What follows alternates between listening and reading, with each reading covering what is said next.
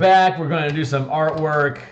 We're going to actually do some cartography today. We're going to continue the mapping of the flooded fortress dungeon map for the adventure that we're building, Crystals of Mabar. I'm going to check my signal here real quick. Let's see if that comes through here real quick. Sure does. All right, great. I'm Phil Kearney. Hey, I paint and I create different RPG games. So I create a game and then I do page layouts and then I illustrate it.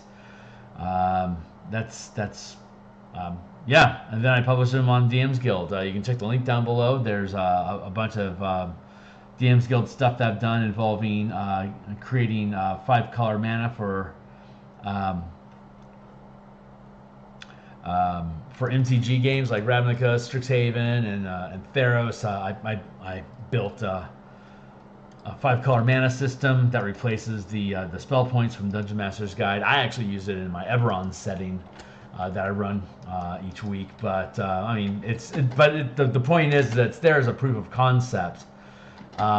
Because when I build things and then I publish them online, and I want you to be able to actually read them, so you can check any of those books, and if you click on the eye if you're on mobile, or see full preview on desktop, you can read all my books cover to cover, and you'll see, if you like it, then you'll come back and you'll buy it. But the point is that I build stuff, and I want you to look at it.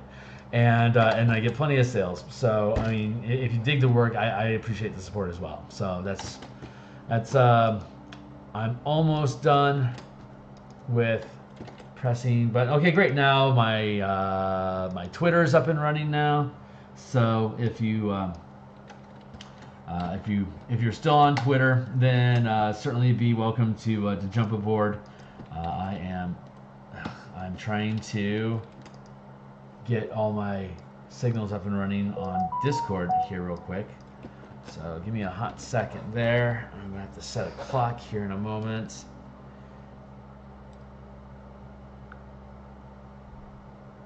Dee.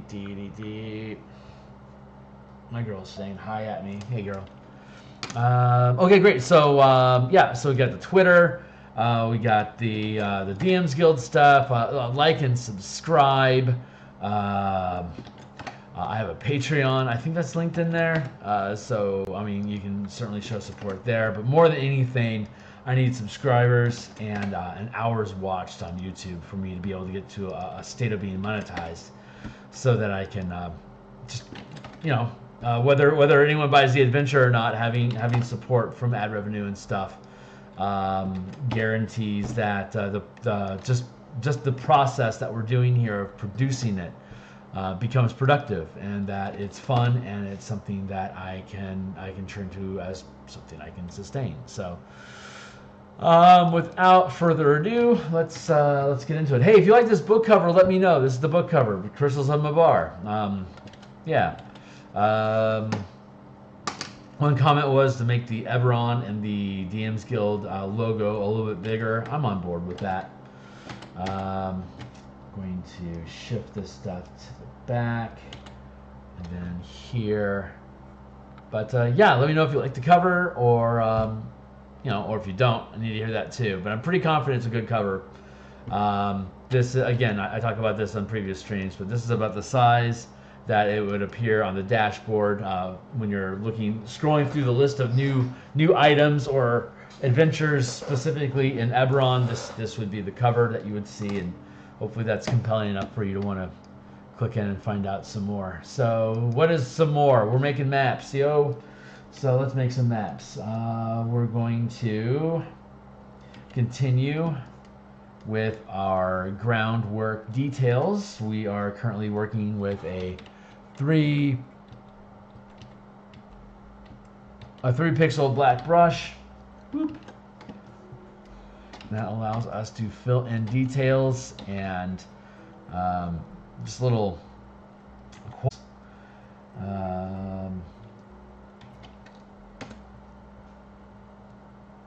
in this map environment. So we're just gonna, oh, that's right, we want to set our timer. Let's set our timer. Chirp. We're gonna give ourselves 20 minutes at a time, and we're gonna go till 9:30 in Seattle. So we got 2 hours and 20 minutes. That's 7 cycles. So let's see what we can get done. I wanted to save this this campground stuff for separate layers. I've completed this internal. The objects, obstacles that are in the map environment are here, and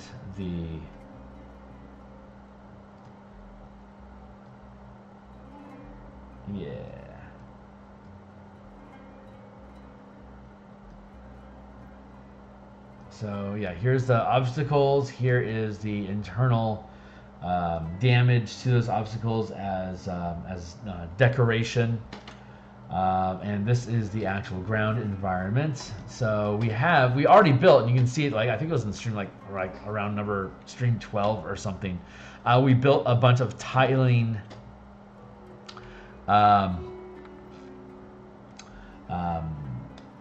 cobblestone paths that were in the process of being destroyed. So I want to go back and pay some homage to that work. So I'm going to erase these things.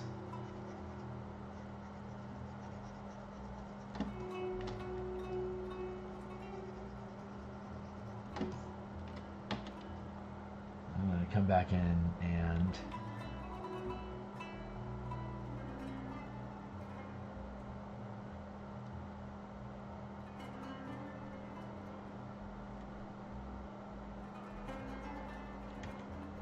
worked on these little structures. I'm just making match up what was there before, because we had already built out a tiling, these like swaths of cobblestone that are eroded, and we have swaths of them in 10-inch in 10 square strips on a separate page that you can lay down and walk from here to area 4, the topside entrance, dropping down into the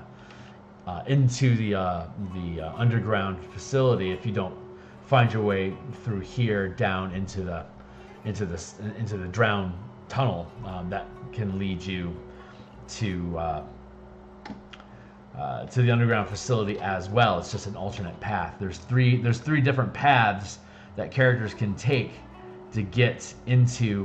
One is guarded by living soldiers, so you can have any of the 3 types of challenges of either social, combat,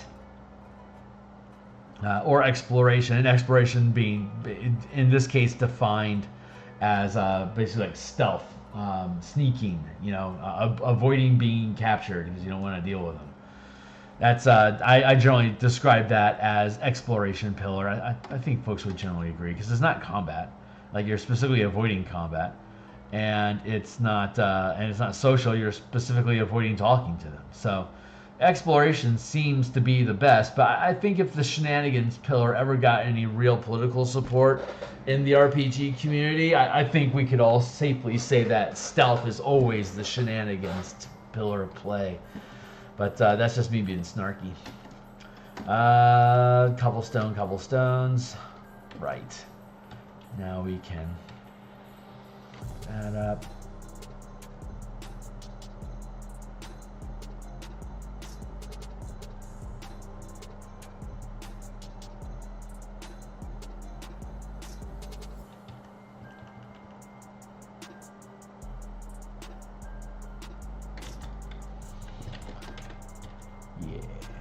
So hey, if you're dropping by, say hey. Love to hear from you.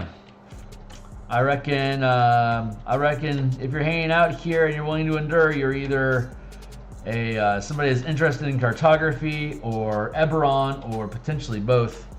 Drunken Yoda, what up?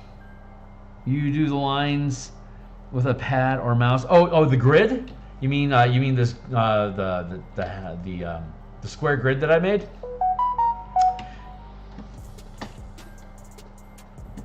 Hey Yoda, good to see you, man.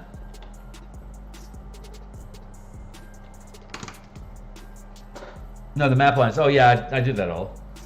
Maybe I don't understand your question. Yeah, I draw my maps.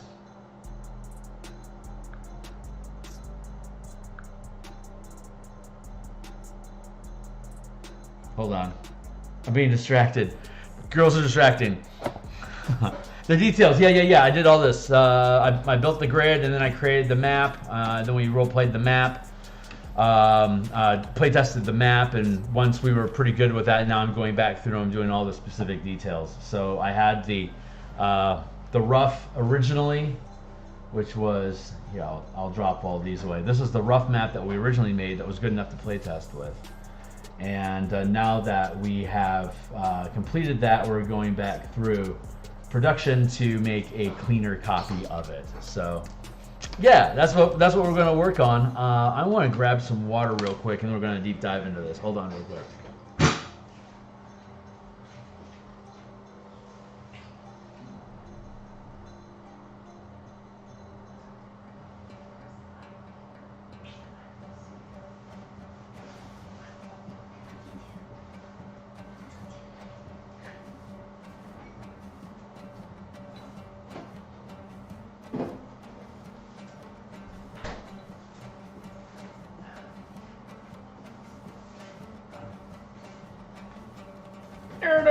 Hey, okay, we are back.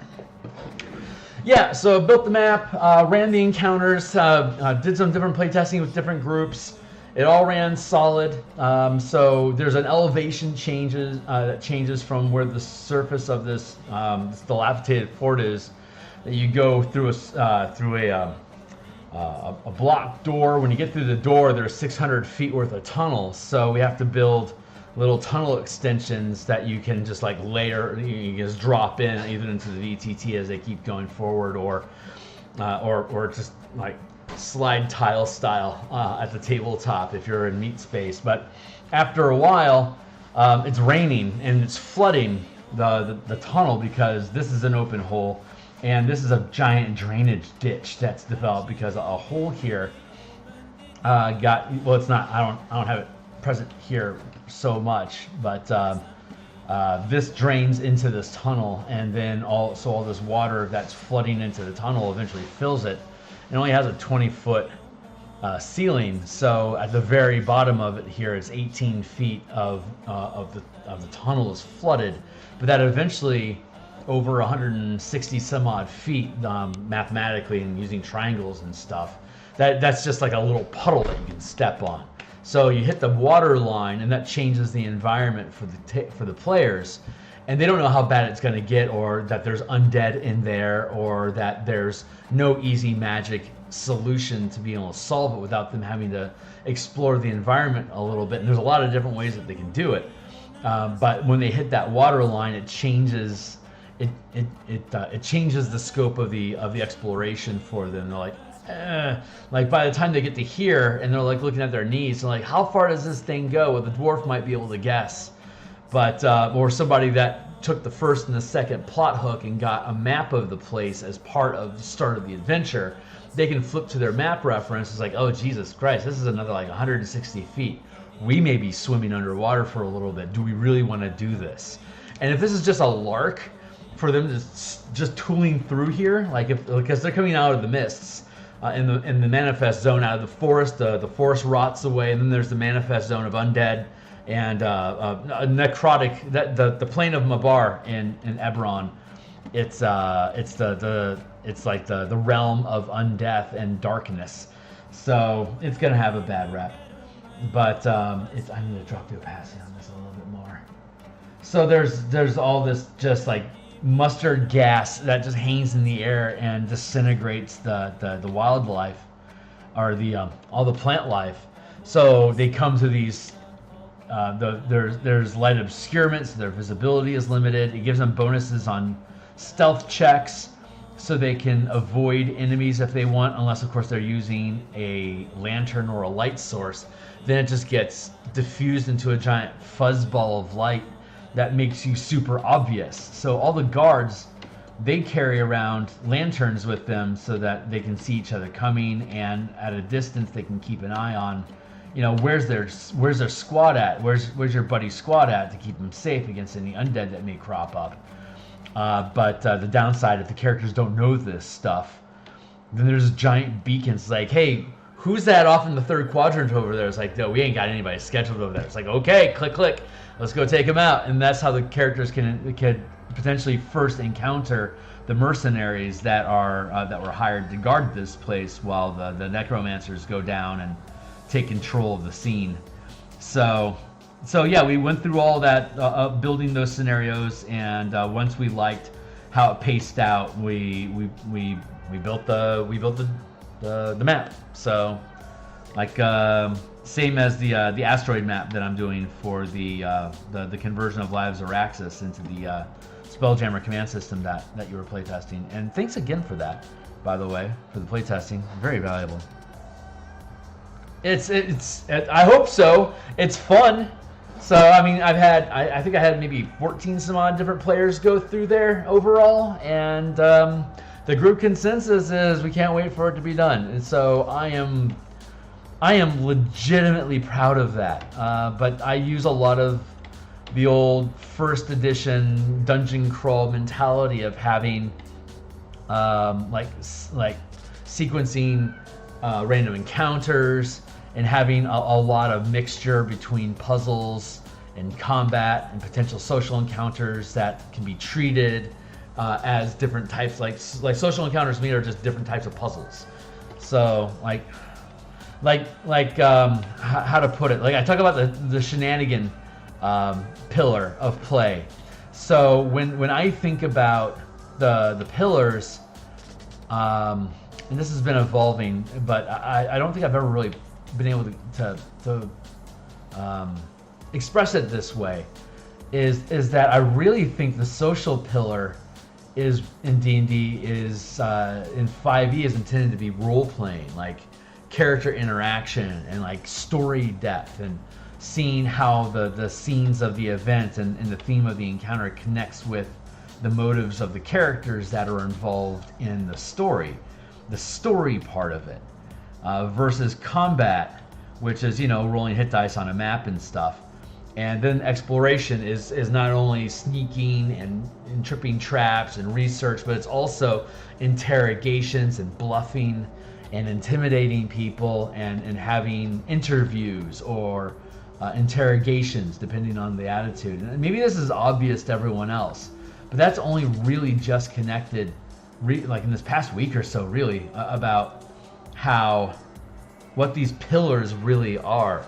So like if we rebuild the pillars, if other people aren't already thinking about it this way, just go along for the ride with me, in that the if we treat social encounters as exploration, then the goal of the social encounter is to discover something. Just like if you're trying to pick a lock, it's because you're trying to get through the door to find out what's on the other side of it. But there really is no difference between that and a reporter tricking a politician into exposing what their real opinion about a certain contemporary subject is right now that could impact their results in the in the polls. And that is everything. That is just as much as a sabotage attempt as it is backstabbing somebody or like using cutting words as a bard. That it's all kind of the same thing. That when you get into the conversation of the game, I don't think it's really legitimate to call it the social pillar there. Just to summarize here, sorry, just to stop pontificating on this particular subject for eternity. If it's the role playing, that's the actual pillar. The fantasy of being able to depict who this person is, and I am completely empty on that. Like, I do not give two cats about what your backstory is, and what your character's goals are. I'm going to work with you on developing adventures that we all agree on. You can tell me about what your backstory is and who you hope to encounter and what you have, and I can present concepts and stuff there that can fold into what that is. But like, if these NPCs don't know who you are off the cuff, then when you encounter them, it's not on me for for you to connect the dots. Like, that's your backstory, that's your fun, and every moment that we spend on your backstory, we're taking away from everyone else. So I'm a very selfish player, which is why it's best that I'm a forever DM. But as a DM, I am constantly looking at who has the spotlight right now, and how long have they held it, and how is that clicking with, I know how much attention the other players at my table need for them to say this was a fantastic episode, thank you.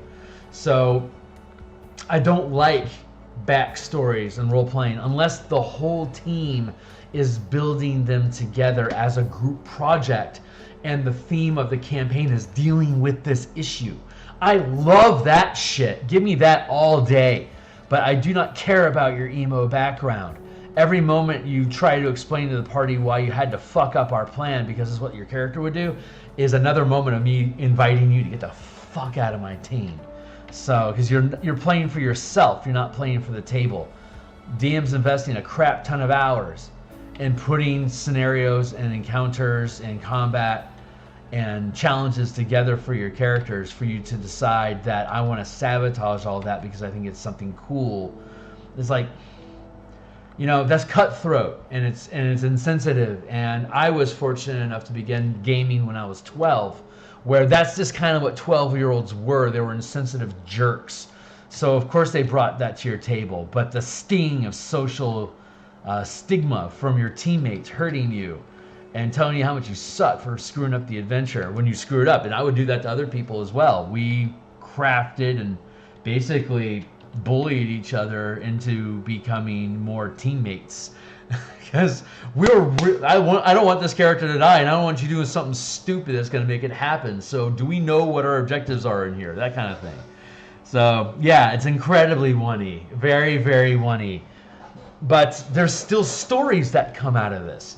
It's just, if someone has a backstory and they want to integrate it, make it a part of the team project. Because my session zeros can run 3 sessions if you're having fun with the session zero. You can almost get into like a game of microscope about, hey, let's build out all the flesh that goes into the background of what the setting actually is. So when I start churning content out, it's automatically going to connect in your head why this thing is here and what we're trying to do.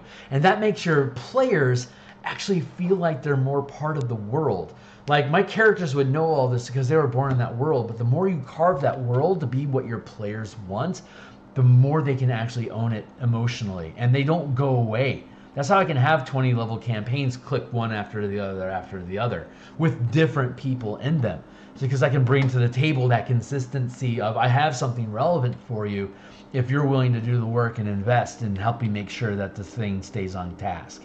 And it's probably just because I'm really good at firing and dismissing potential applicants on Roll20 after 4,000 hours almost of doing it. I've gone through so many players on Roll20 that like seriously just showed up because they wanted magic items. It's like, what are you doing here?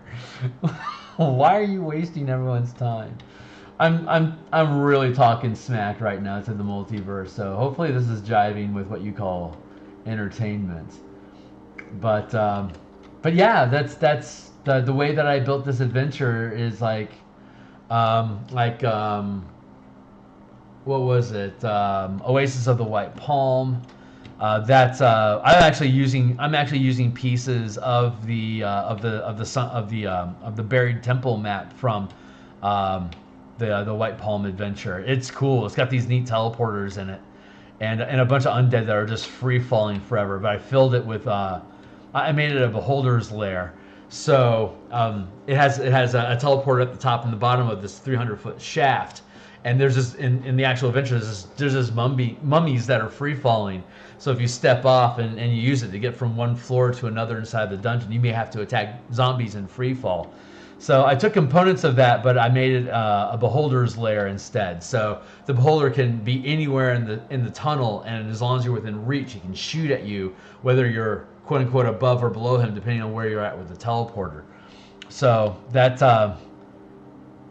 They're 17th level. They're almost, as soon as they can solve, as soon as they can lock down the MacGuffin that they're looking for there. They haven't killed the Beholder. They've only been able to chase it off and make it go lick its wounds. But it's regrouping. So if they can get their MacGuffin and get out before the Beholder regroups, they'll get their 17th level. But if they get caught out by the Beholder again, they're gonna just have to survive to get to the level. But they're doing a good job, and this is a bunch of first timers. It was everyone at the table had never played D&D before, but they wanted to, and they caught wind that I play, and so we just I started talking with one of them, and then we found another, and then we found another, and then we ended up having a whole group of coworkers that never played D&D before, but wanted to see what it was like. It's like, I'll give you a 1 to 20 level campaign if you guys promise to keep showing up each week. And so far they have. So it's been 4 years now, and we play during lunchtime. And so in the next 9 months they might finish the campaign, and then we're going to start playing in Spelljammer. But yeah, so the whole this whole adventure is built around a lot of physical like physical interaction puzzles and things that you can manipulate, and like if your characters figure out how a thing works, they can completely use it to take advantage, to abuse the creatures that are inside of the environment, that the dungeons that they go into. And it's I'm pretty happy with this one. Particularly, this is the first published adventure that I've ever built, and I'm pretty damn proud of it. So I'd say that Andy Headley has been absolutely critical in the development of this book. He's been my co-writer with this for the past year, and now it's in Stuart Braz's hands, and he's amazing as an editor. God, he's such a good editor. I love Stuart. He is just amazing. If anyone listening to this ever gets into professional work, hire Stuart. He's the shit, man. Stuart Braz. I will howl his success. Just look him up. Stuart Braz, B-R-O-Z, Stuart, S-T-U-A-R-T. Look him up on Google to see what his collection of work is as an editor and as a designer. He's got chops. So, and he's a huge Eberron enthusiast. So I'm like, hey, I want to do these Eberron projects. He's like, I'm on board.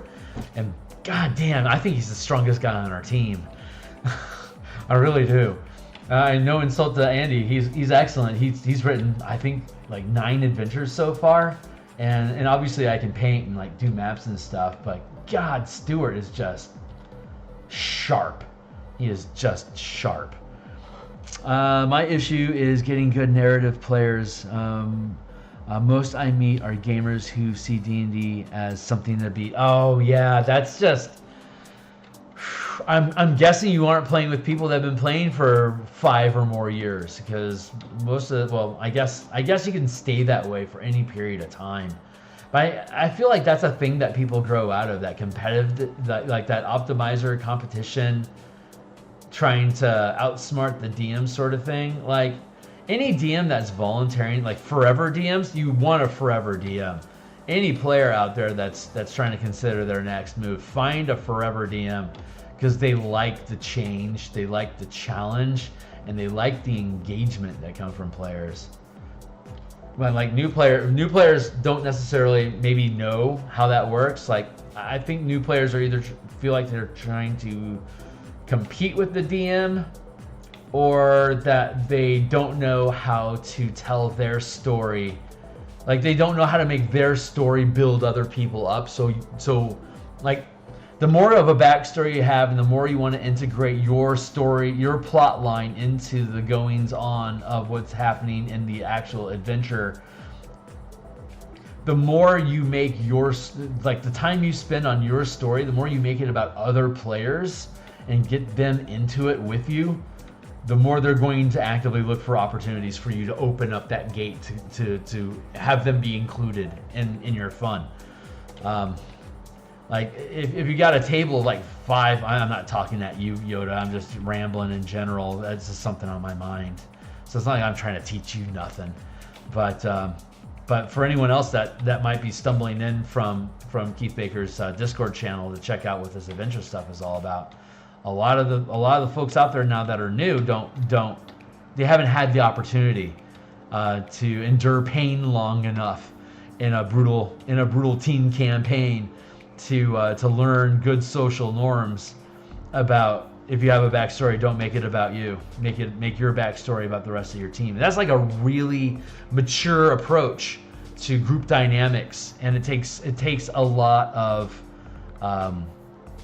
a lack of ego, really, because a lot of people get into RPGs because they feel so disempowered, and they want to have whatever fantasy it is about them being able to be somebody important, at least at minimum in their own mind, is what compels them to step on other people when they're trying to have that cathartic experience. But it takes an incredible amount of either hurting people or experience, which comes from hurting yourself, of being able to recognize how to be that team player. So I think that's something that players, that's like a new thing. Like that's like a new because 5e is so player background. Your character will never die. Let's build a special story of them that you can reflect on, as it were. So that's a very different vibe from the older school gamers that just looked at the game as a puzzle. And that puzzle mentality can build a sense of rivalry between the players and the DM. That is absolutely true. I think it's important for a DM to establish their camaraderie with the table. They are by far Sarge in the platoon. In the platoon, if you're looking at, let's take Aliens, the movie Aliens with Corporal Hicks and Spunkmeyer and the whole team. If we're looking at that as the D&D table, people may think that Lieutenant, I forget the lieutenant's name, but the dickhead lieutenant that pushes the troops around and ends up getting them killed. Sometimes people might think that's what the DM is, and if you're a really shitty DM, it may be true that you're trying to tell the team what to do. You want them to pay attention, shut up and listen, get in line. I want specs out by 9 a.m. sharp, that sort of thing. That is not who your DM. Your DM is Sarge. You are a pawn. You are taking your team into hell, and they are trusting you to get them through. And getting through doesn't necessarily mean get out. It just means get through. So you're going to keep pushing the team forward. If you have a team captain, that team captain is going to be Hicks, or it's going to be Vasquez, or it's going to be Pharaoh, or whoever it is that your team is geeking out with, and whoever's got the punchiest lines. That's between your players. But the DM is a Sherpa. He is a dungeon Sherpa to describe things that can terrify you, point out interesting facts about the environment that you may not have picked up on your own, and to present to you the threats that exist in here for you to explore and defeat.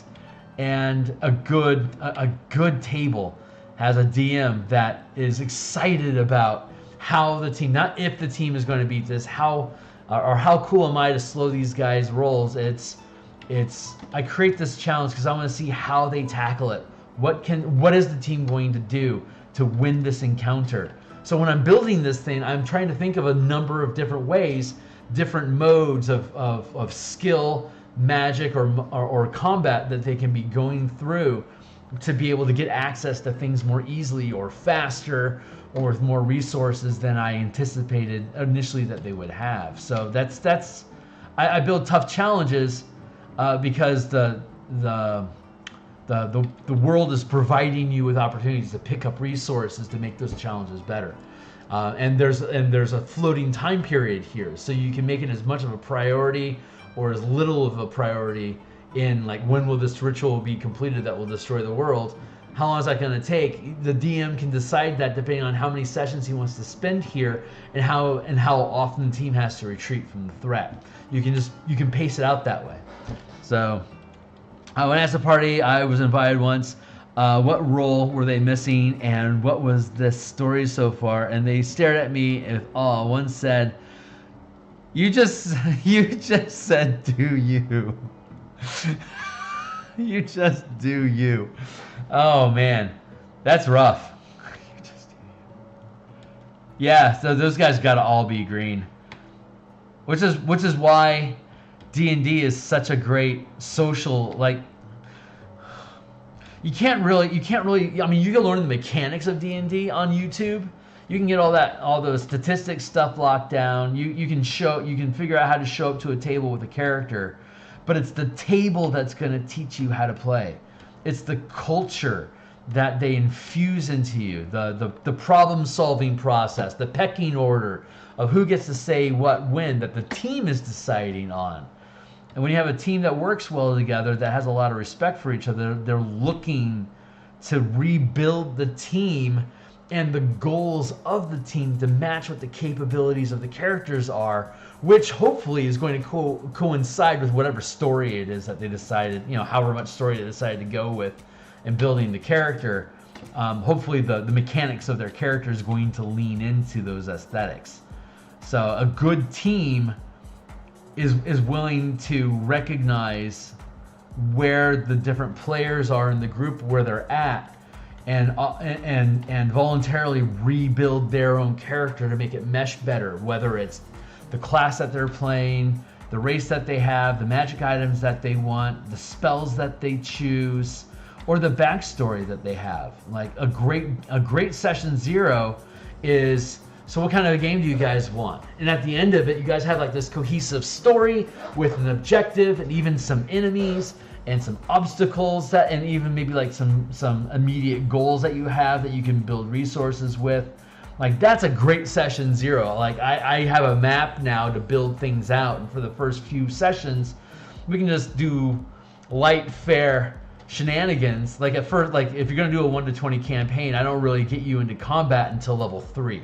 So I just do a bunch of skill challenges, social stuff, sneaking around, puzzly things, and introduce low CR threats in a safe environment, like at a fair or like at a party where there are no weapons. So combat's not going to happen, but you can throw shit at each other and smack talk each other all session if you want. It's just more data that you're accumulating about potential enemies, and by the time you get a high enough levels that you can draw knives, you got someone you're going to want to freaking stab.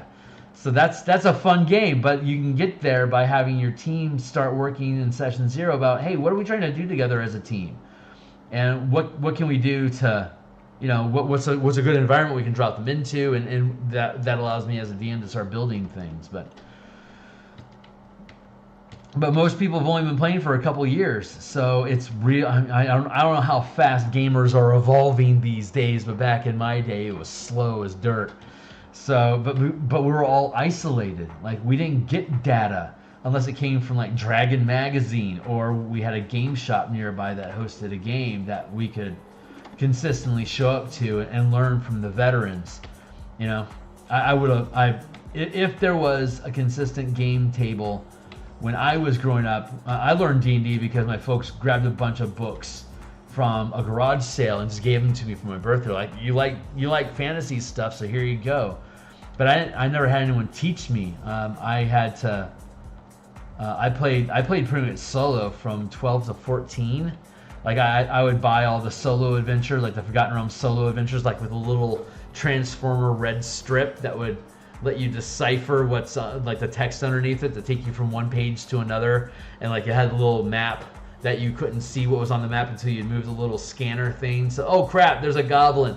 Like that was my D&D experience for the first 2 years until I could finally find a table at high school.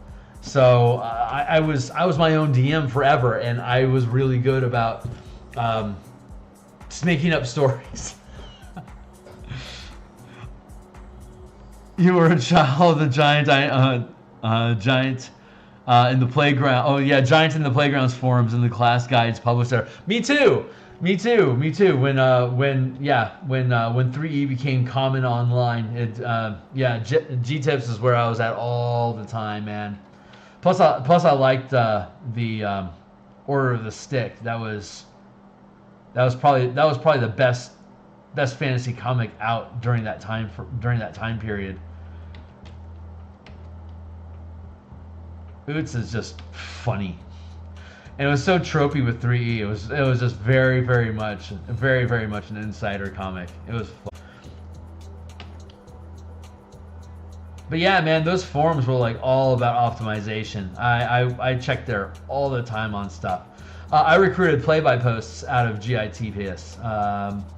I was doing this was back in 3E, back when I was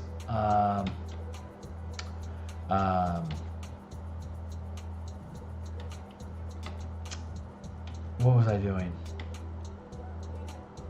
Oh, I was trying to build a per encounter combat system for the martial powers. So I was recruiting playtesters from there to try that out, and then 4E came out. And I'm like, oh yeah, powers per encounter. That totally makes sense. Then I let it go because 4E basically built the whole game around that. So it's like no need to continue testing this idea. And then I set down homebrew design for. Well, I got into Numenera, which we had to homebrew the entire world of Eberron, so that was fun. And then we had Dark Sun on top of it using Numenera Cipher system. That was fun. And then we did the Spelljammer Space Opera at first using Numenera, but then we got into 5E for reals, and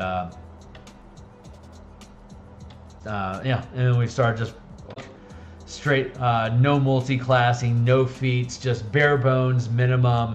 This is D&D with nothing, no variant rules added in whatsoever. We ran that from level 1 to 20. It was pretty cool. Then I started working with mana mechanics, and then Gestalt, and then built Gestalt subclasses, and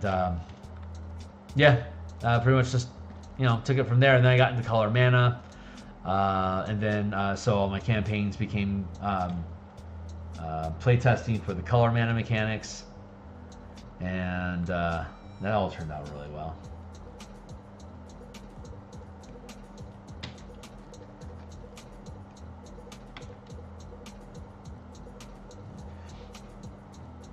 Oh my God, yes. It was I think the best description of 3E I've come up with yet is 3rd edition was a deck building role playing game, which is perfect for the company that owns Magic the Gathering. I mean, you have a deck of 20 levels, and you choose what each level is going to be, and then you stack out all the feats that you can cram into those 20 levels to gain extra perks, and then you get to see which power systems you use between Tome of Magic, Psionic Handbook, the Scoundrels Handbook, all those different mechanical systems obviously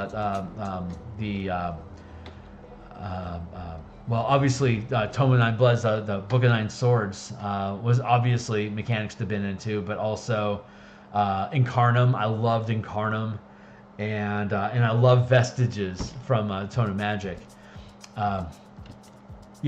Bend in a few different power systems together, and you could end up building a crazy creature that could do. And then you had all the templates in the monster handbook. So if there was a creature that had a unique monster ability that you wanted to gain access to, so that you could shortcut the build by 3 levels, then you'd have a conversation with DM about what templates he would allow, so you could do that. So I ended up running a Droam campaign where Droam is the monster nation in Eberron. And we had a colossal sized were shark that wielded a war hammer that was a 5-foot square. It was ridiculous. It just got insane after a while, and they were all Like they'd run Gestalt. We'd start at 16th level, and they'd have 16 levels of side and 16 levels of multi-class madness on the other. And that's when I really started to learn numbers don't matter. The DM can always out trump. So just hit as heavy and hard as you want. And once the players get to second tier, you can't kill them. You can kill them, but they can always come back. So everything is temporary. So go ahead and knock them down as hard as you want. As long as one person survives, you're good to go. Then we got into E6, where you couldn't get past 6th level, but you kept gaining additional feats as you leveled. Like with every 5,000 extra experience past 6th level you would get, you continue getting extra feats, and we did that for about 20 feats, and that was fun, and that's what got me thinking about multiple subclasses, because after a while we're like, could I like buy a subclass level instead of a feat? I'm like, well, yeah, you have like 16 feats, you're a god. So like this, picking up this modifier to a spell as a class feature wasn't really that big of a deal in comparison to some of the feats that they had stacked up already. So that's what got me into thinking about the current campaign that we're running with my lunch crew. Each of them has 3 subclasses. So the rogue is an assassin, arcane, trickster, thief. He's like all the classes from the, like if the class was in the player's handbook, you could have it. Like your character was all of them, and I specifically left cleric and I specifically left wizard off the list. But they were all playing all the subclasses from the book, and then I started swapping out some of the abilities. Like I have our ranger he's a gloomstalker, hunter, horizon walker. He's a hunter, beastmaster, horizon walker. So he has an ethereal fish as his companion that can possess creatures. So you can have an animal companion whenever he wants one, but it can leave the body and like go through walls and stuff. And they're 16th level. That fish can do damn near. It's a spirit beta fish, and and so it's they named him Gills because he's a fish and he has gills. But yeah, that with the ranger, oh my god, that guy just rolls. Super fun. I got Drunken got into homebrew because he saw all the things missing from previous editions in this one. Yeah. That really spurred a good chunk of 5e designers, because there was so much more mechanical depth in 3e, 4e, and there was so much more narrative depth in 1e and 2e that's just absent from 5e. It's weird. It's weird. It's like they're not to risk myself being canceled or something, but there's a lot of destroying, like in movies these days, there's a lot of destroying the old films to retell it from a more updated, different sense of, from perspective of a different sensibility. And so a lot of, I think 5e is kind of in that same wake, that same movement, where they're redefining what Dungeons and Dragons is, and they're always redefining it with every edition, but culturally they're in the process of redefining it, and that has a lot of aftershock effects, like the loss of the exploration process, like the dungeon crawl process, or like the hex crawl process. The books, they used to be instruction manuals of how to process a round of dungeon delving. Like that stuff doesn't exist anymore. Like if you want to do that stuff, that's cool, but here's a room and there's a monster in it and there's a table and he has a cabbage. What's your backstory? That's kind of like what 5e evolved into, and I just think I think it's just funny that it's the most mechanically elegant system that they've created so far, but it's so vapid, it's so empty of background lore, of being willing to make a stand about this is what these people look like, this is what they think about. And while there could be completely different cultures that think totally different ways and different type of things, if you look this way in this area, chances are this is your ideas about life. And that's in direct conflict with ideas about people that look this way, act this way, think this way, follow these gods. You guys are in conflict, and that really chafes against current sensibilities about inclusion. And I think what we're starting to see in culture currently, and I'm no sociologist, so I'm just a guy that watches stuff and has conversations with people from multiple generations regularly, that we've pushed individuality as pretty much as far as it can go without being damaging. I think it's going to start getting reeled back in. We're like, yes, we absolutely realize you are in fact a unique snowflake, but we all have to be able to function using the same rules. So what's things that we all agree on as an identity is things that are going to be good for us as a culture. And I think RPGs are going to start doing that. And I think governments and actual nations of people, I think they're going to start doing that as well. Because you can only disrupt for so long, and the reason you cause disruption is so that it can sort back into place. And that's that there's a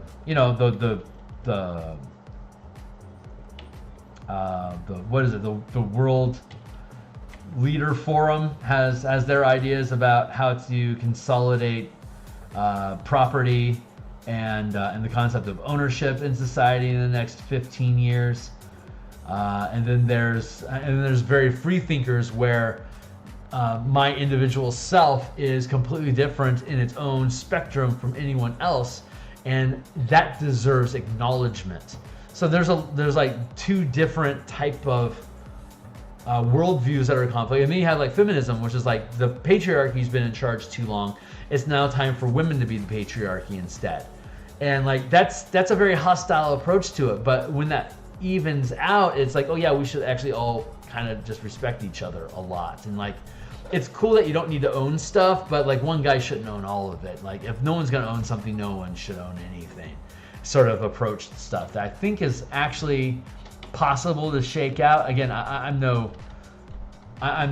expert on life or whatever, so I don't know how that would happen, but that's just what the energy feels like. So we'll see if I'm right in 5. I guess we can post this video again in whatever medium we're using at that time. I guess I'll just like beam it into your dream or something like that.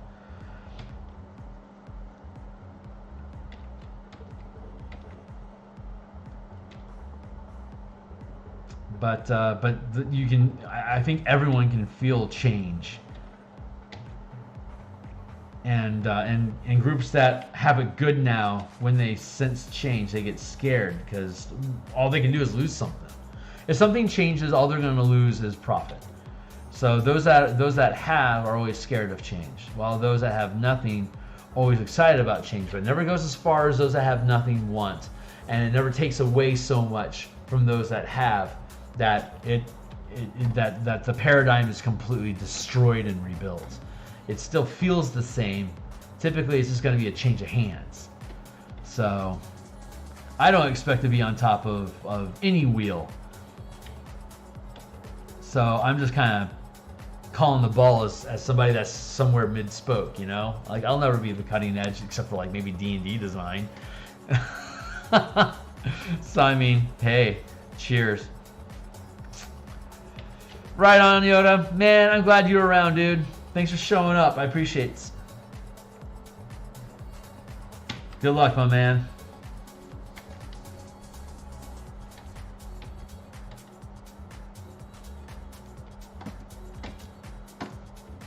Yeah, I'm pretty excited about where life is going to take all of us in the next few years. I think this drive for individuality, respect, has been very productive. I think it's going to lead to us being able to start maybe even approaching like resource usage in a more global perspective. I like what was said in Rick and Morty about like once you can create a vending machine that's capable of killing you with diabetes, you don't really need to worry so much about whether you can produce enough resources to survive, and you can start thinking a little more broadly about what's the best thing we can do for everybody in the process of this being fed. So I think that's call me hopeful, but I think that's where we're going to end up at in the next 20 years, is us really getting into that headspace of How can we rebuild stuff? I don't assume I'm still going to be alive by the time this stuff gets processed out, but I think I'm going to die hopeful that we are going to figure it out, and that it's time. That it was time well spent. That was time well spent. So we're at almost 8 o'clock, so we're about at our midpoint. If you're hanging out and listening to me ramble on about this and I haven't completely offended you yet, please like and subscribe. Check out the links in the description down below. I've got books on DMsGuild that you can read cover to cover without having to buy them, so you can see the quality that I want to bring to the table that will be matching in quality. That's a mechanic supplement. This is an adventure, so it's a different thing, but I'm hoping the same care and love will be demonstrated in this book as you'll be able to see in the others. So check them out, and if you think they're cool, buy some. Well, honestly, follow me on Patreon is probably the best way to go, because that's money directly into my pocket. The DMsGuild takes a good chunk of the production value, but like I say, you give unto Caesar what is Caesar's, and I am an absolute fanatic nut about the MTG color pie and how it can impact the mechanics and the narrative of a D&D game. So I publish those on DMsGuild, and so that they can make money when I make money.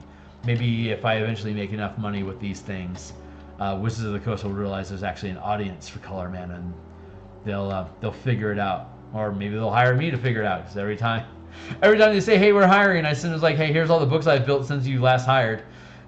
When do you guys want to bring me on board?" I think I scare them. I think I'm so far off the rails that they're like, "This is not mainstream. We can't." Like I do couture builds. Like I find all the cracks in what they offer, and then fill those cracks in with quality. But my production, I don't know, man. I don't think they'd ever want to give me a team. Like, hey, here's $2 million worth of assets and a 9-month time frame to build something. Go for it. Like, man, wouldn't that just be fun? Wouldn't that just be fun? That's what I want to build. I want Phil Kearney Creations to become so massive that I literally become that guy. Like, here's $2 million and 9 months to figure out whatever this problem is. Space Dro or whatever. Because we know we're going to make that money in a Kickstarter. We know we're going to make that money on a product release or whatever. Or that I'm already making that money because of streams like this. Whatever. I'm just trying to get to a place where we can build more books more quickly with more people. So we have more fun stuff to do the things that we just are absolutely addicted to doing. So I guess I'm an enabler. Maybe I'm a pusher. I guess that might make me a pusher. So that's me. I'm Phil the Pusher. I think I'm happy with that. I'm gonna blot that out so you can just look. All right, let's get down into this.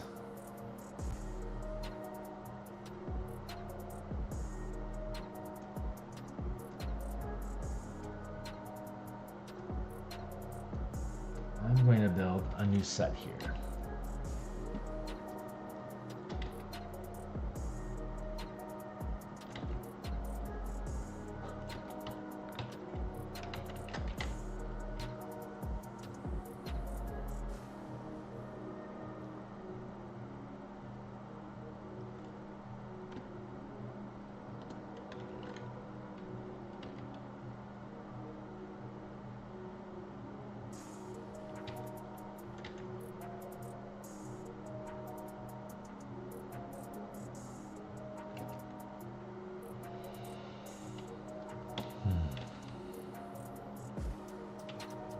Perfect.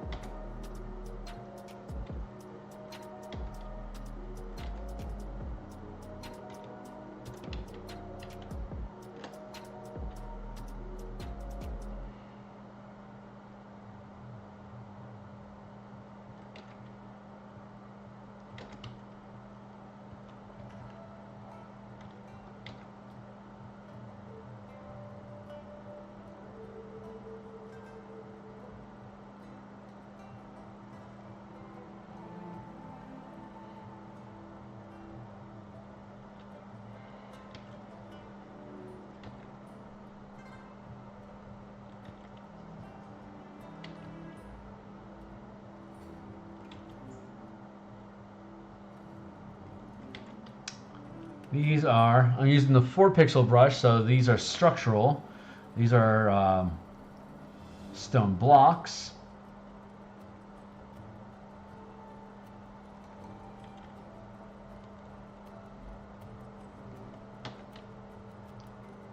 Coming out of the water.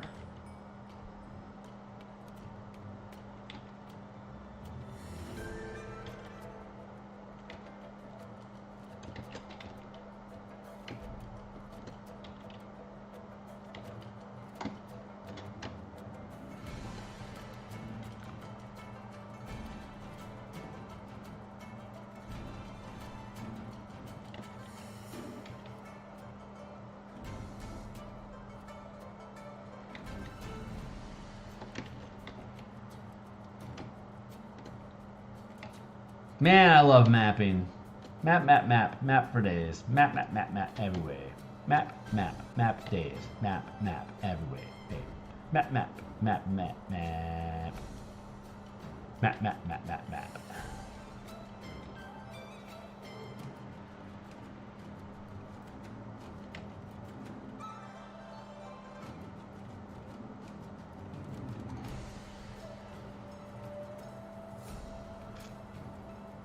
Rubble.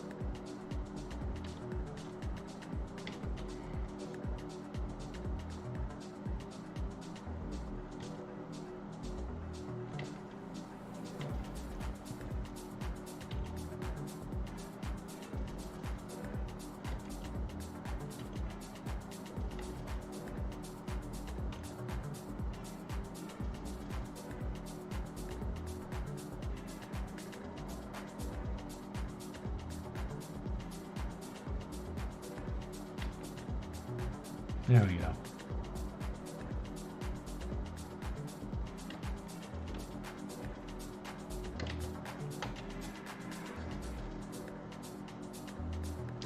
Am I live? Why am I pinwheeling like that?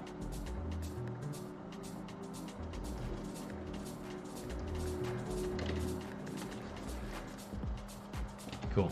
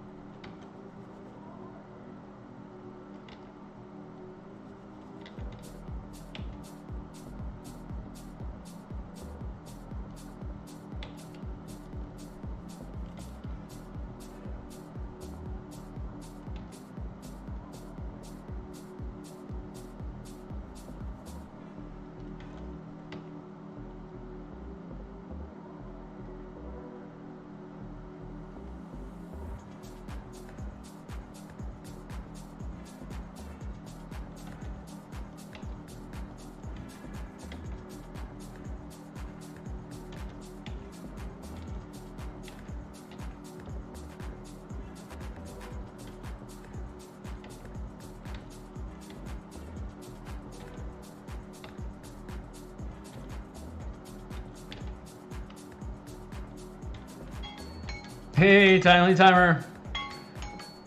That is a cue for me to take a drink. Cheers.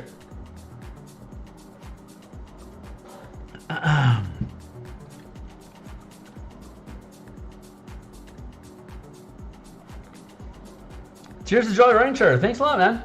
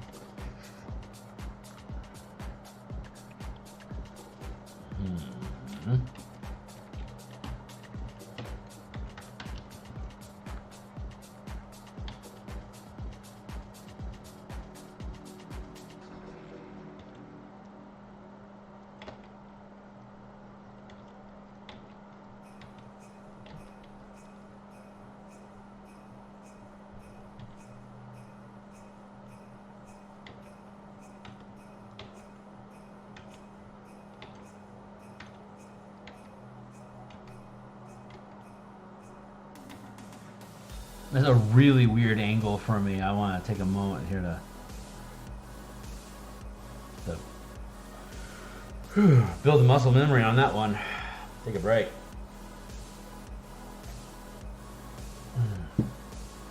The more often you take 10-minute breaks during the course, 10-second breaks during the process of learning something, the more you learn that something. And then you have to get a good night's sleep so all that RAM gets hard-coded into your hard drive.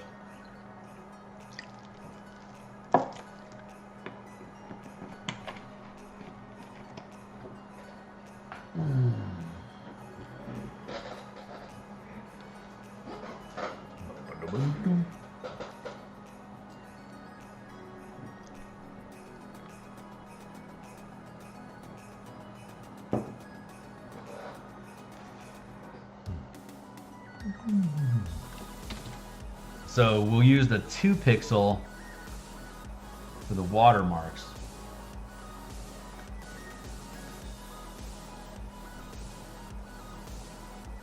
I really gotta drop the opacity on that.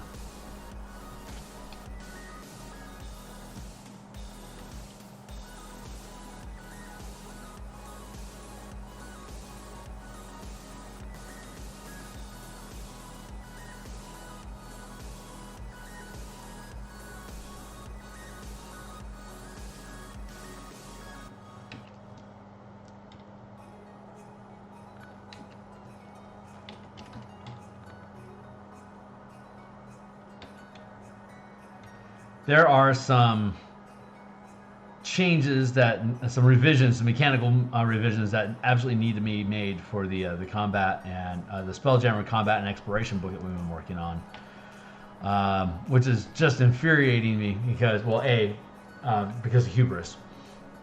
I thought it was hot shit, but I can do better, and I'm going to have to.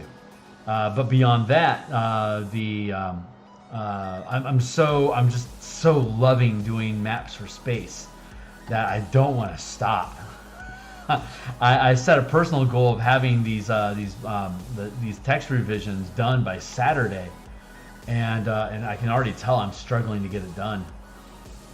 But that's a personal problem. But it's on my mind, and it's something I feel I'm still learning how to not totally feel guilty about. But I really try not to set a goal that I know I can't achieve, so it's a stinker for me. I mean, I haven't failed yet. I haven't given up or anything. It's just it's complicated. It's a complicated subject. Building space from nothing is difficile, my friends. It is difficult. So I am I'm trying to figure that out. See how quick I can get that stuff done. It's absolutely a stronger product as a result of it. I do not begrudge the second breath. It had to be done. You got to kill your darlings and make things move right. And in this case, like literally, like with changing speeds and scaling and stuff for trucks. Sorry, for Spelljammer ships. The mechanics needed to change, so I do not begrudge that happening. It's just it's the extra work. It's so frustrating.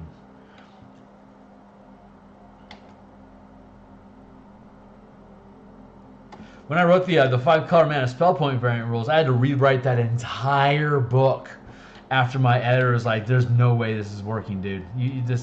I get the gist of what you're trying to do, but it's so clunky. It's not gonna work. You have to redo it." I'm like, "Ah!" Oh!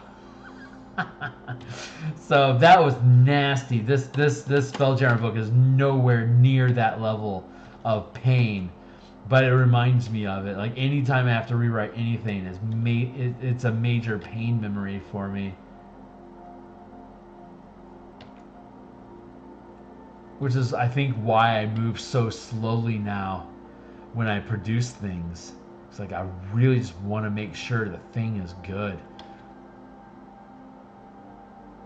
Because I'm going to go back and edit stuff anyway. That's what I love about PDFs. I can keep updating them. But I know for a fact anything I put out, I'm going to want to update eventually. It's just my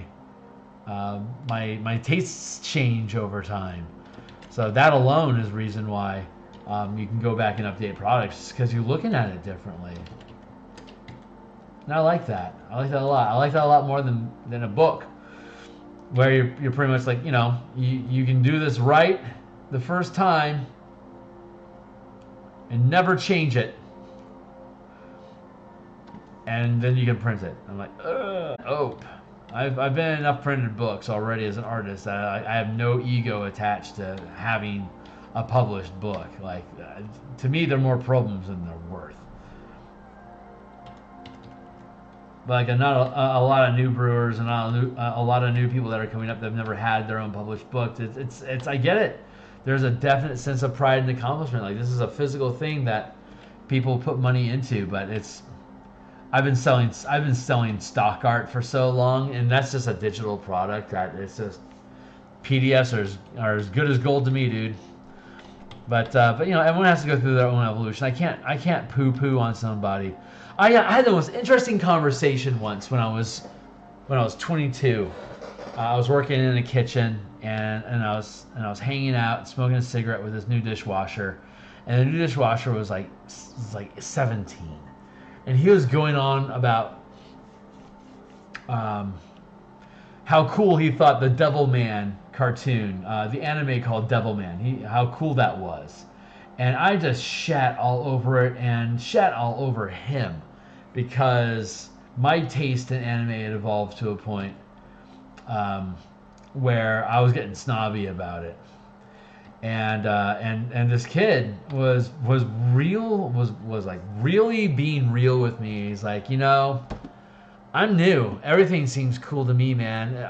I hope I don't ever get as jaded as you. And like, that hurt, But I deserved it. It was true. I had grown bored with the Japanese redemption arc. It gets replayed so much. So it's just, I don't want to. So I walked away from that crapping on people for being where they're at, like the harem story, like the harem trope. The first time you see that, it's like, oh my god, this is crazy, it's so funny. But like after the 4th or 5th anime that you've seen with the same tropes playing out, now it's just to a point of, did they do it well or not? You're not impressed by the trope.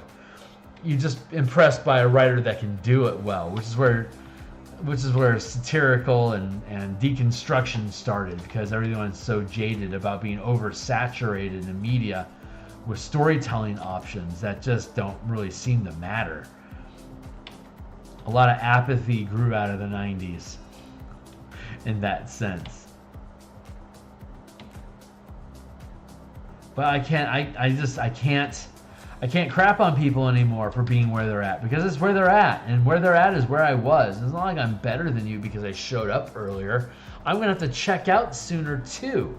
So I'm running through the same experiences as you are. It's just I'm just in a different point in life. So it's not like I can say, hey, when you get to my, I couldn't say, hey, when you get to my age, you're probably gonna blah blah. But I don't expect that to change their minds. What I can say is that the choices that you're making right now are going to cause you a lot of pain. So give yourself and basically the only thing you can say after that is give yourself a break when you get there. Because they're not going to change. They're going to make the mistake. They have to.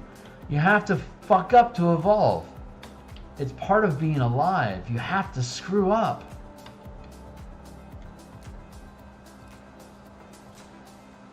But I don't think anyone's respecting the changeover of generational guards, and that unfortunately it means that we're going to have to step backwards a bit, because we don't have good passage of lineage of legacy from one generation to the next. So we really don't want to learn the horrible things they did. That's why quote unquote we're doomed to repeat our history is such a thing, because you can't. Humans are always going to be humans and are always going to make human mistakes. It's also human to not be able to hold on to the fact that the last folks did.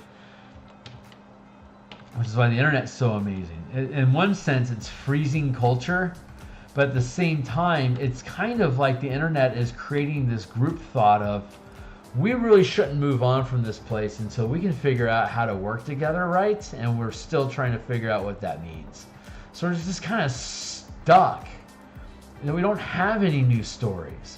We keep I mean, there are new stories, but media doesn't want to take any risk on new stories.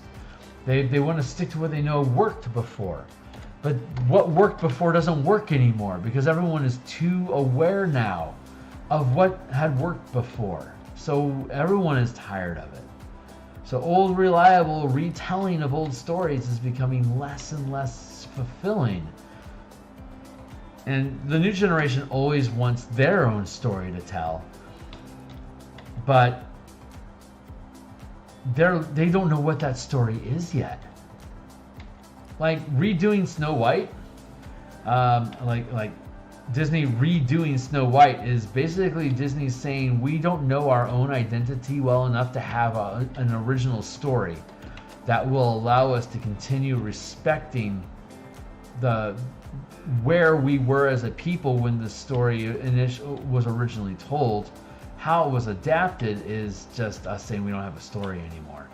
And I think there's a really thick sense of that in just society right now. It's like what's next? Like what's next? We're supposed to have flying cars by now. What happened?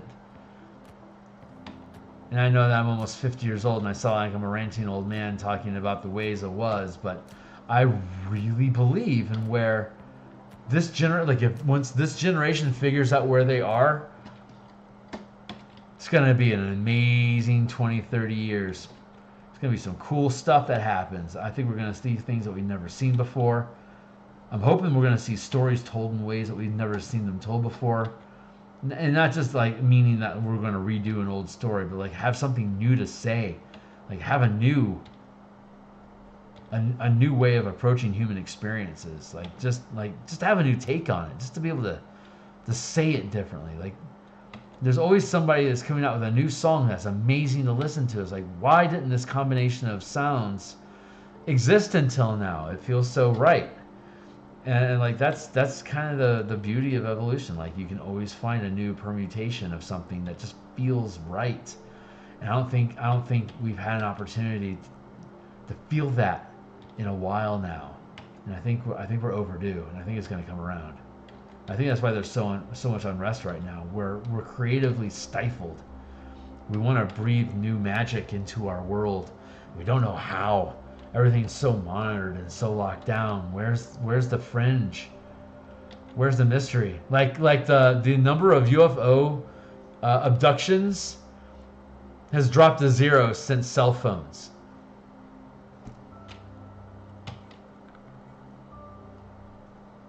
Like people don't even think they're being abducted anymore. It's like, oh yeah, if this was a thing, there would probably be some sort of photo evidence, right? Like no one's being abducted anymore. It stopped happening.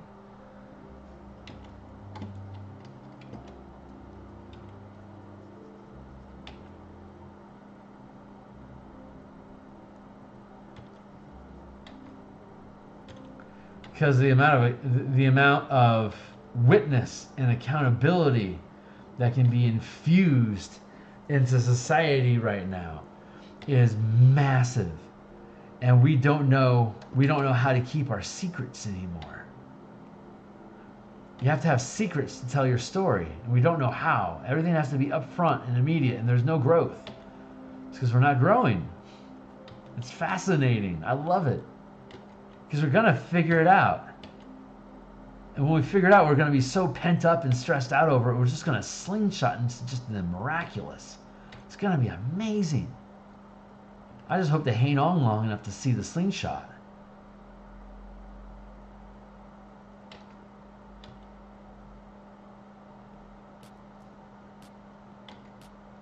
Anyway, that's some of my thoughts for now.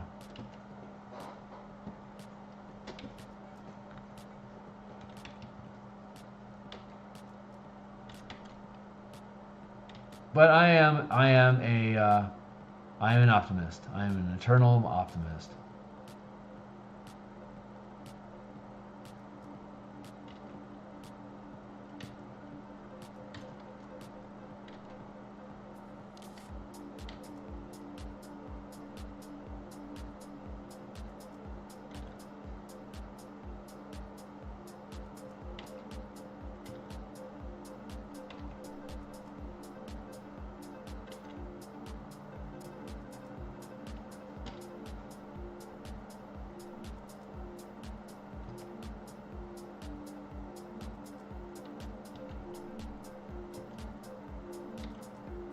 I don't think I've said anything new here. But I don't think I've ever said all that in the same order. So in that sense, it's at least a new permutation. But that's kind of the point, right? Like everything's just permutating right now. Where's the new? Where's the new? That's what everyone wants. They want the new.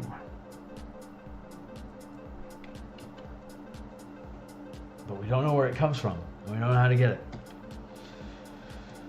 So it's a pickle.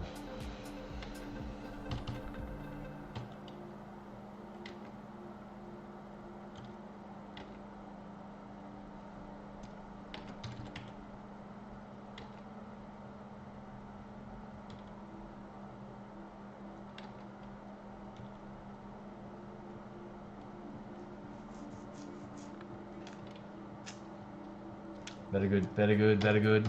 Very, very, very, very good.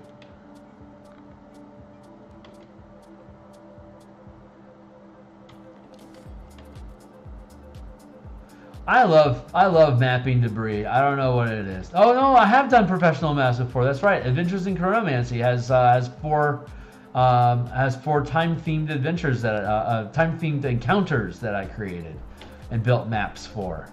That's legit. So yeah, I do have some professional map credits. I forgot all about that.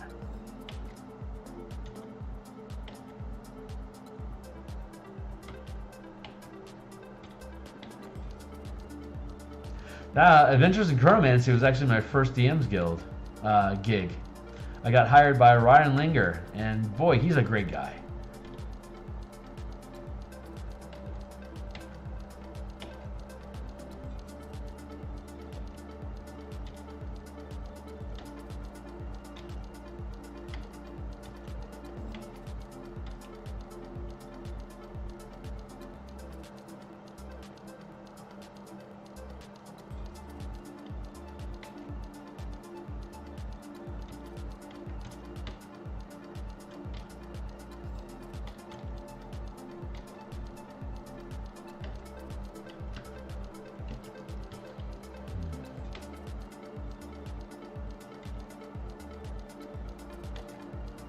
Something feels off. The forest. There's something wonky going on with the forest. I can feel it.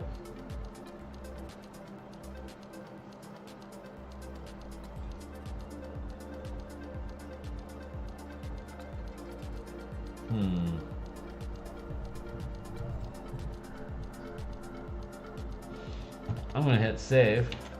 I'm concerned about something weird happening. I don't know what it is yet. I can just there's a disturbance in the force, and I want to be sensitive to that.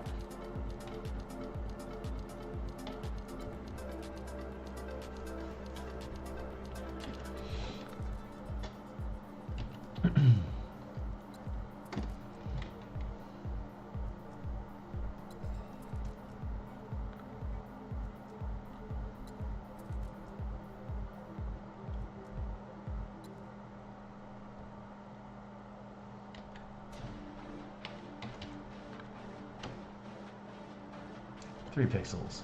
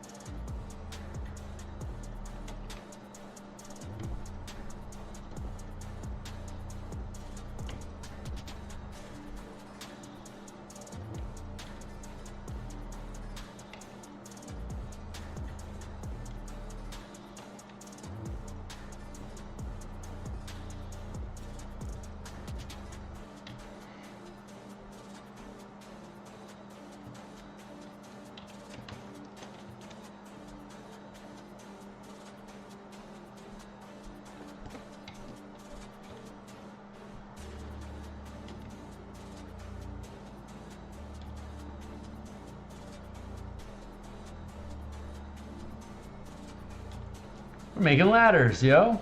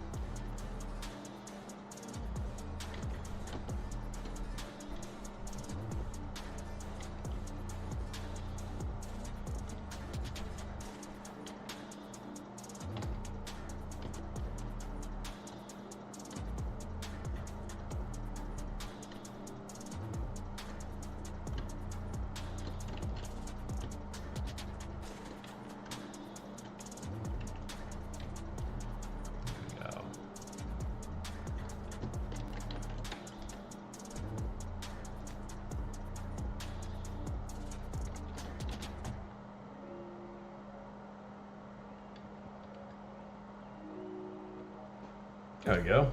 Not bad. Those are ladders.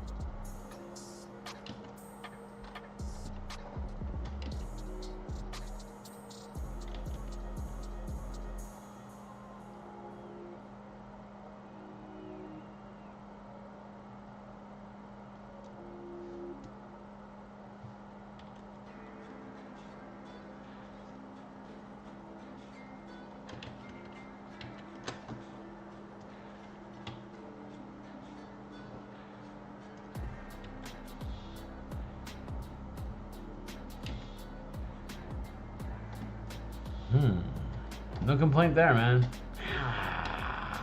I'm pretty happy. I am pretty happy with the snap so far.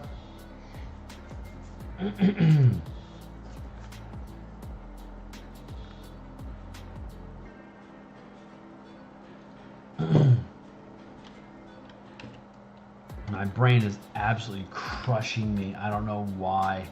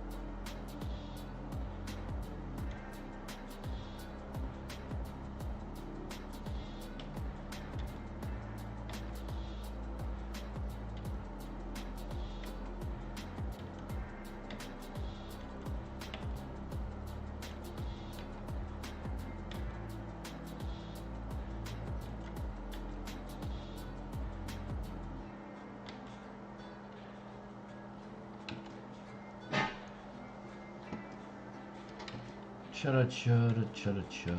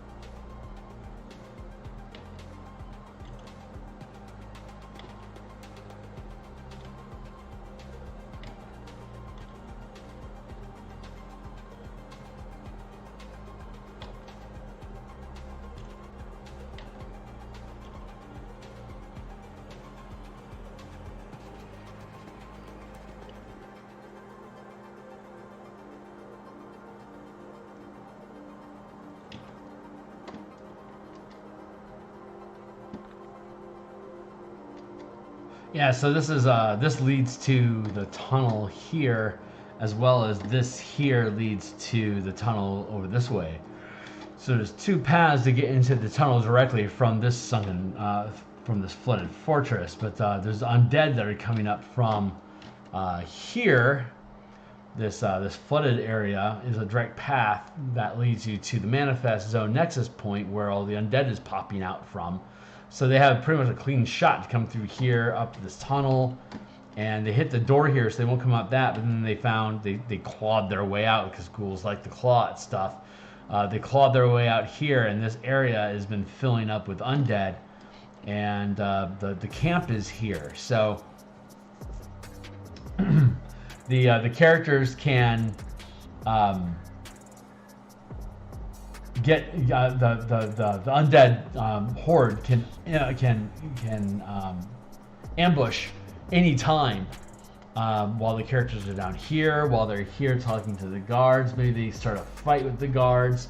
Maybe the fight is going too easy with the guards and then the undead attack. Oh my gosh, excuse me. Or if the guard fight's going too difficult for them, maybe the undead attack, so that the guards have to start paying attention to the undead instead of the characters, giving them a chance to run away. Those are all things. Or if like the characters had a really easy time in the tunnel, they try to go out and they didn't deal with this the horde up top. Maybe the horde up top is waiting for them now to punish them for retreating from the drown challenge, for instance. So there's different ways that can play out. But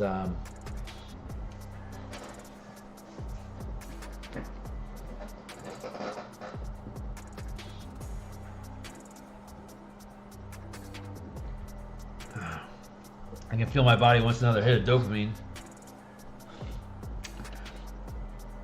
But I'm going to stay in the chair and learn to derive satisfaction from the work itself.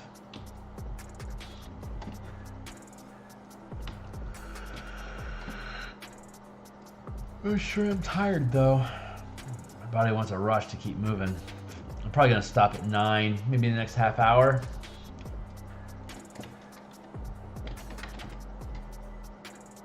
Yeah, that feels appropriate. We'll hit the 2-hour mark. That'll be cool. I'm getting pretty happy about where this is at though. So, oh yeah, I'm gonna tear this up a bit more.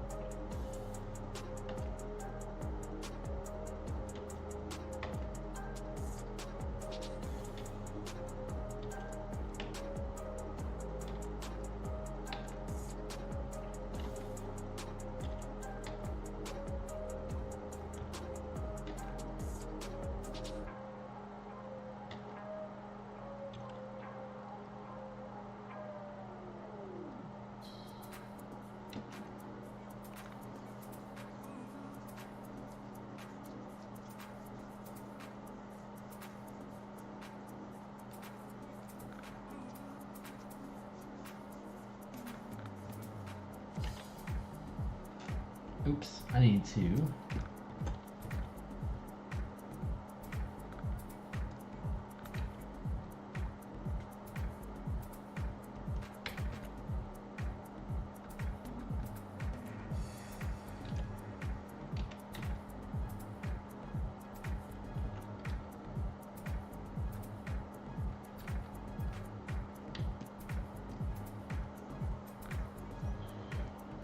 I have to make sure this is 1, 2, 3, 4 squares wide because that's how wide the tunnel is, 4 squares wide. So whatever, oops, I got lock. Lock and restart. The computer locked up on me again. That happens occasionally with Photoshop when you move too quickly. Go for it.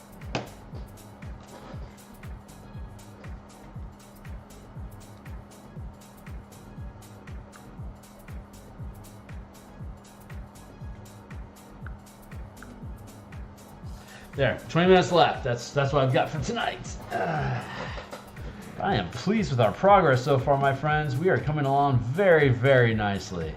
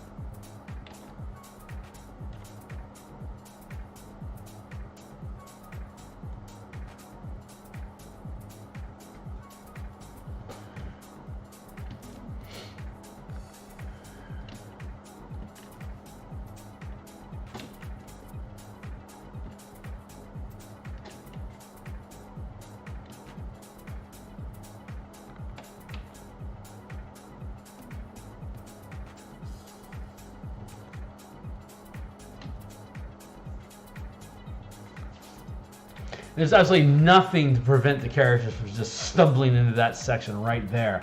And like ignoring all the undead over here and ignoring the guards over here and just stumble their way down into the entrance. There's like, oh look, there's a garage door that opens up to an underground thing. Let's go check that out. And so they ignore all the threats that are up here. So they start mucking around down there. They can get attacked both by guards and undead. But there's nothing that prevents them from doing that, other than them just not knowing it's there. So it's a lot of it has to do with what, like, the DM doesn't have to tell them that it's there, but if they're like, hey, can we circle around this place? It's like, I'm glad you asked. Yes, you can. Because there's all sorts of undead that are hiding over here too, and over here. But this is like the actual entrance that you want. So depending on how they approach this structure, it's going to depend on what they might think about actually doing. But those are all viable options that they can explore, and I love it. I love it. I love it. I love it. I love how much trouble they can get themselves into, but how forgiving it is to allow them to run away. Oh, it's a good structure. It's a good structure.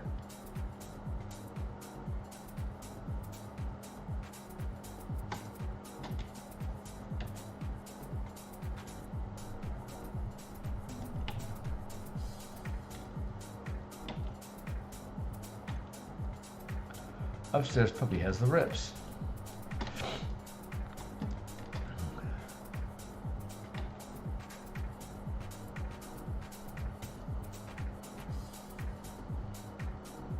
I am out of firewood. When I'm out of firewood, I am out of joy. That makes me sad. I have a great wood burning fireplace here in my lounge, and oh God, I love burning fire. Oh wow, this locked up again. That's crazy. Knock that off. Yep, completely locked up. Shut that down.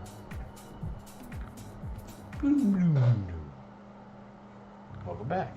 Such a fast load speed.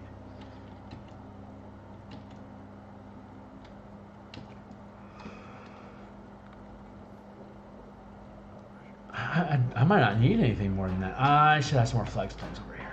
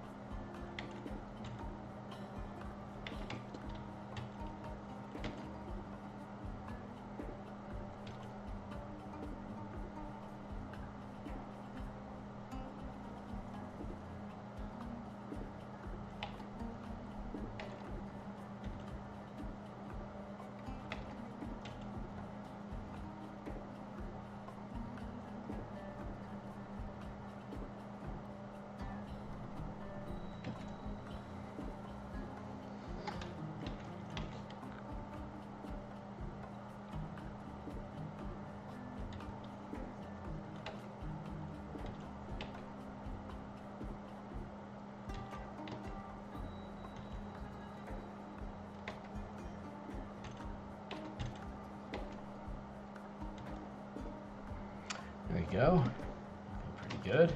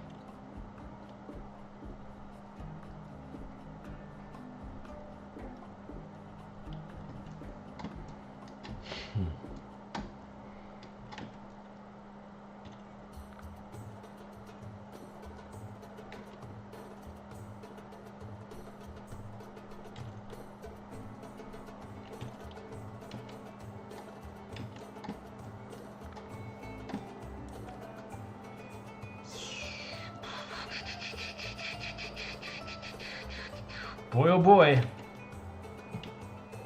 Getting down to the grittiest of these. You can see when I get tired on this map because the lines start getting broken and crappy. I'm getting to that point again. I get fatigue map on line art after maybe like 2 or 3 hours. It's pretty rough. So I'm glad that my session here is almost done for the day. Though I will continue offline listening to copyright music and Covert Go Blue and Legend VD playing different decks of MTG. That's my favorite go-tos, but I don't want to listen to them here on stream because permissions and monetization and yada yada.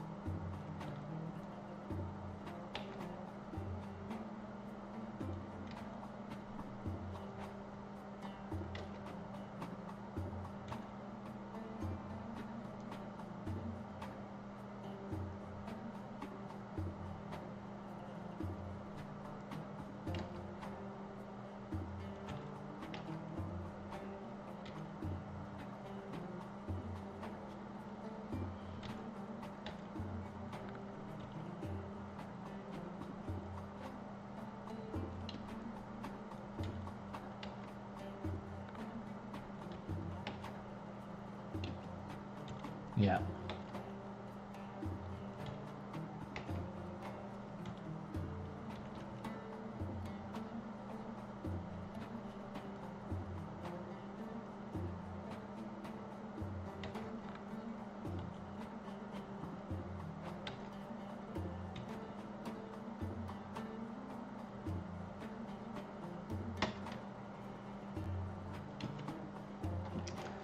Yeah, honestly, I think I'm going to say I'm okay with the map sitting like this.